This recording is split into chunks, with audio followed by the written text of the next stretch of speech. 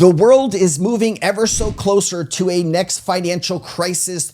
The US and other countries are trying to figure out what to do. We know the pivot is coming to move the infrastructure to blockchain rails.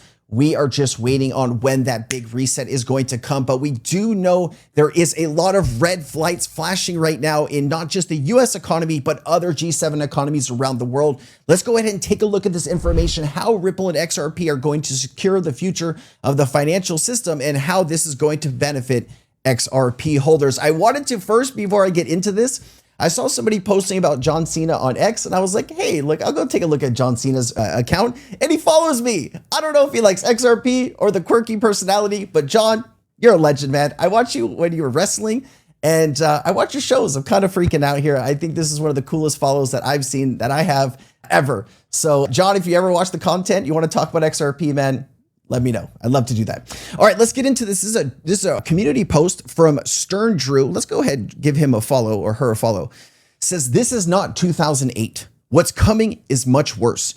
And it has already started. The global financial system is collapsing right in front of us, and the G7 countries are making it worse.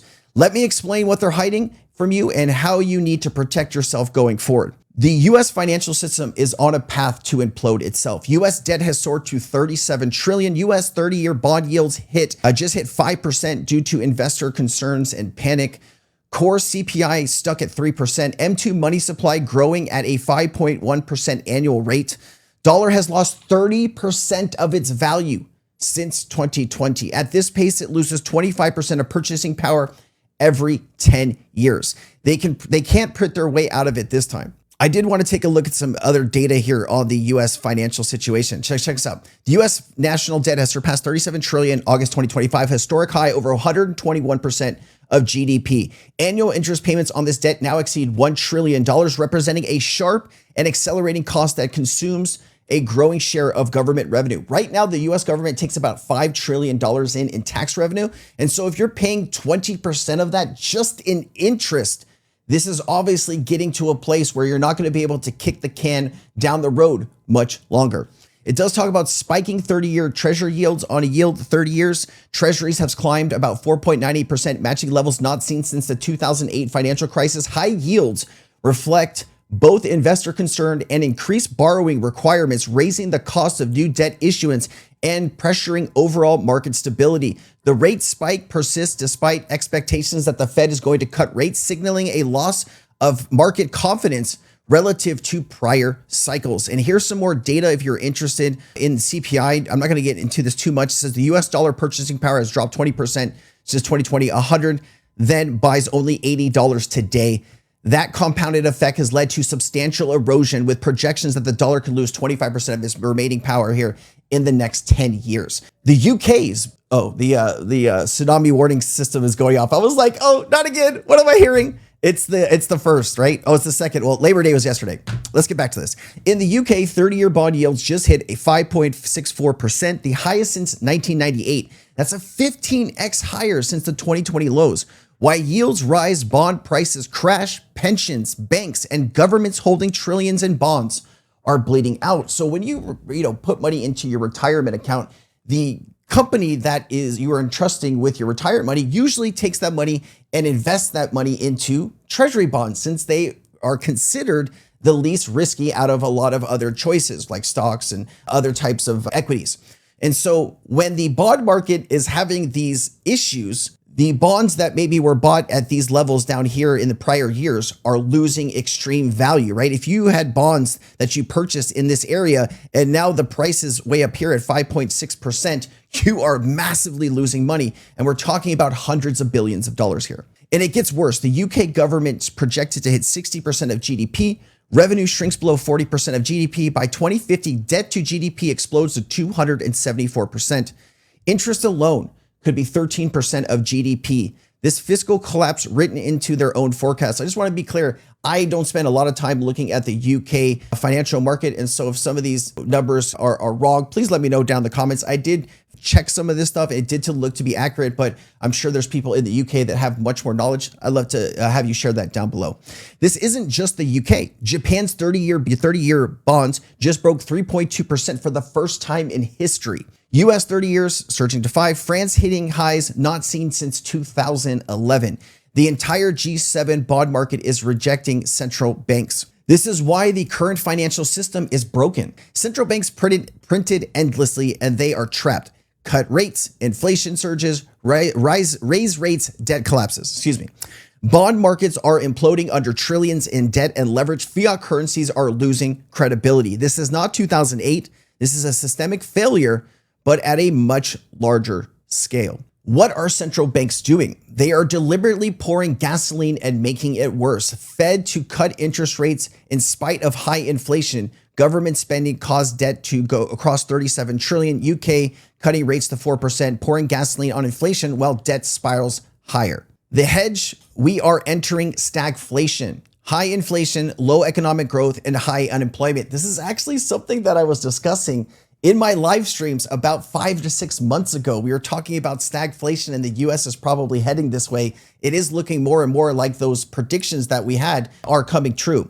As at such times, you need to hold assets to prevent you from being wiped off the, wiped out of the financial reset, Bitcoin, gold, silver, commodities, and real estate. And this is why more and more people are looking to get into the crypto space, because what are you going to do? Leave your money in the bank and watch it lose value in the next 10 years? If you put $1 million, not saying that everybody has $1 million, if you put $1 million in the bank today, in 10 years, that $1 million, if you didn't touch it and it just sat there, it would only be worth $800,000 or $750,000 because of inflation. That is what we're talking about here. So what can people do? Well, you can invest in Bitcoin, gold, silver, commodities, real estate, and other assets that could appreciate over time as the dollar loses value. This is why Bitcoin and XRP and all these other things and gold right now are going up, because the US dollar is losing value. The wealth transfer, the reset, a financial parallel system is already being built. Ripple, the XRP, and the XRP ledger are the rails designed for real-time global settlement, liquidity, and trust.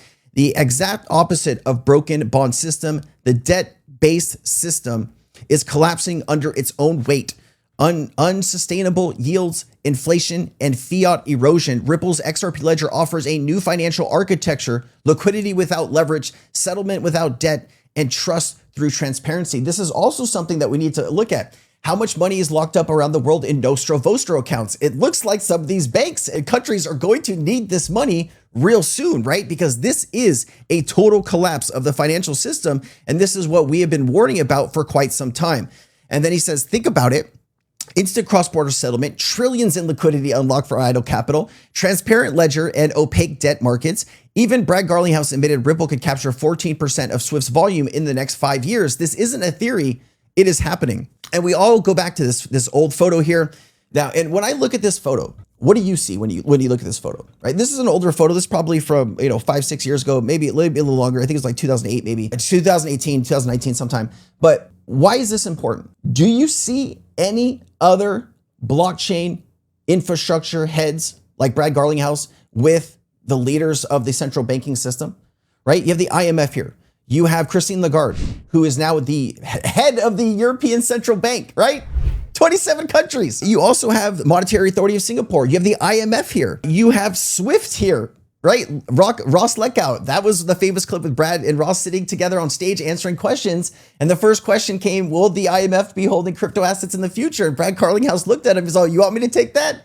Right? We understand that these central banks know how important the technology is. They know the current system is collapsing right under their feet, and they're trying to prolong this as long as they can, because let's be honest, if any financial system collapses, whether it's Japan, the US, the UK, it would be catastrophic, since we are all intertwined into each other's financial systems. This is where things could get real ugly really quickly.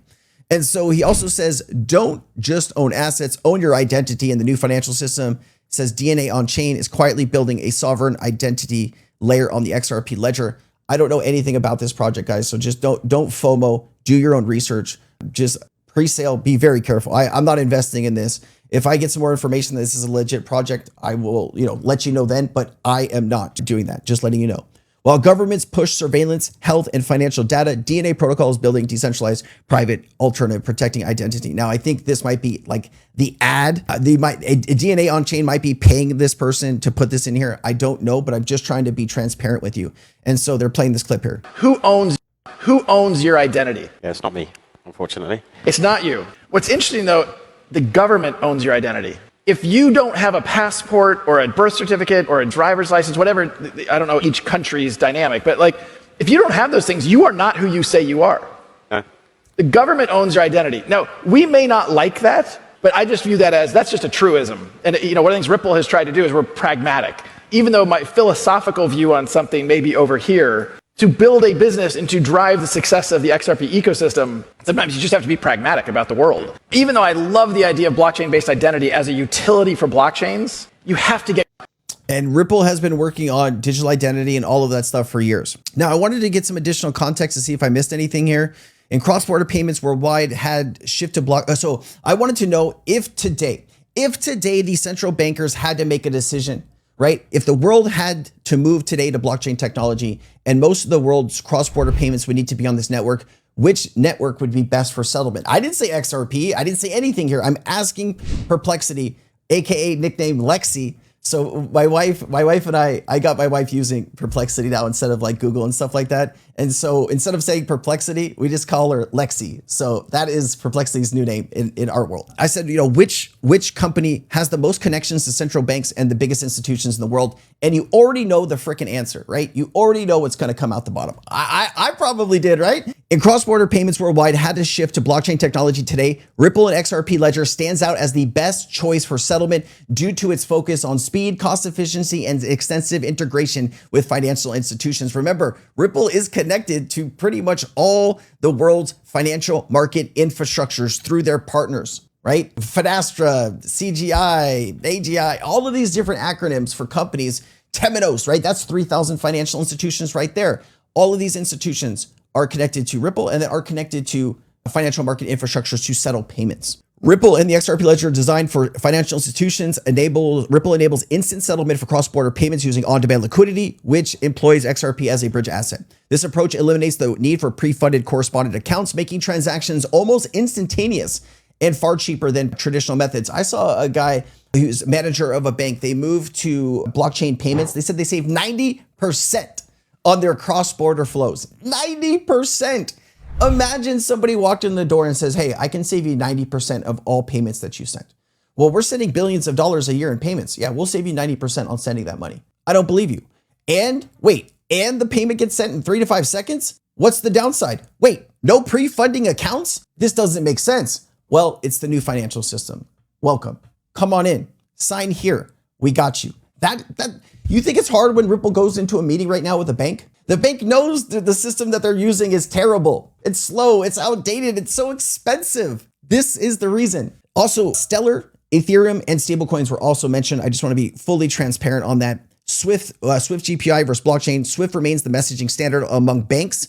While not a blockchain, it's the most institutional connected network globally. And who is working to replace Swift? You know the answer. All right, one more thing here I wanted to show you. It looks like Gavin Newsom, the governor of California, is launching a meme coin. Yeah. I didn't like this idea, and I don't know. I would love it if governors of states, especially in the United States, took blockchain seriously. Whatever's happening here, this is not good for crypto at all. Remember Ripple and Coinbase, MoonPay, etc. They were set to advise Newsom on government efficiency. Now, and this is in California. And remember, there's also a connection here between Cas Laurens, XRP, and the Democratic Party. So if you're thinking about a meme token launch and you're looking at trying to troll the other side, which is what meme tokens are all about, then maybe the launch of a meme token for Gavin Newsom would be on the XRP Ledger. Remember, that is the antithesis of Bitcoin, which is what Trump has been all about. Interesting times, guys. Very interesting times. I don't know, man. I don't know what to tell you. I'm going to do a full video breakdown on all the latest Thunes news. Stay tuned. If you've seen this video on Wednesday, also look out for the Thunes update because it is crazy big and you're going to want all that information. I'll just give you a little sneak peek in what's in here. Wrath Economy says, finally, Direct Connection, Ripple, and Thunes are combining Thunes Network with Ripple's blockchain-powered payment solutions to allow Ripple's enterprise customers to more easily withdraw funds in new currencies and countries. This has always been hard to confirm in print. Now it is confirmed. I'll get everything in the next video. Guys, I hope you enjoyed this. Let me know down below if you did. Have a fantastic week ahead. It's an honor to spend this time with you. Aloha.